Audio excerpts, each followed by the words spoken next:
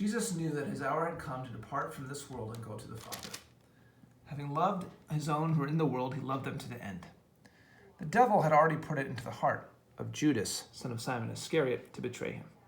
And during the supper, Jesus, knowing that the Father had given all things into his hands, that he had come from God and was going to God, got up from the table and took off his outer robe and tied a towel around himself. Then he poured water into a basin and began to wash the disciples' feet and wipe them with the cloth that he had tied around his waist. He came to Simon Peter,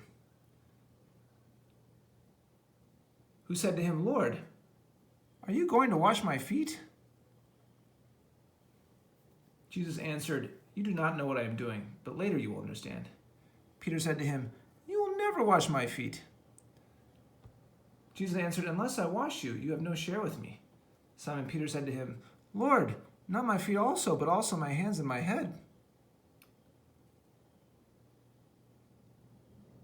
Jesus said to him, "One who is bathed does not need to wash except for the feet, but is entirely clean. And you are clean, though not all of you." For he knew who was to betray him. For this reason he said, "Not all of you are clean." After he had washed their feet and put on his robe and put away the basin and returned to the table, he said to them, "Do you know what I have done for you? You call me teacher and Lord, and you are right, for that is what I am. So if I, your Lord and teacher, have washed your feet, you also ought to wash one another's feet. For I have set you an example, that you should do as I have done to you.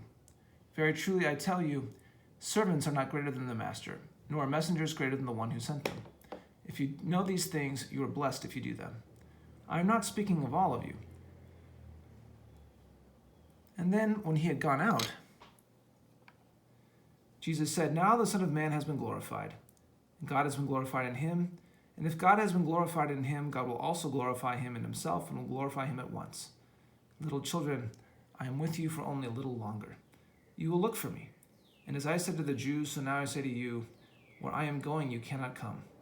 I give you a new commandment, that you love one another. Just as I have loved you, you also should love one another. By this, everyone will know that you are my disciples."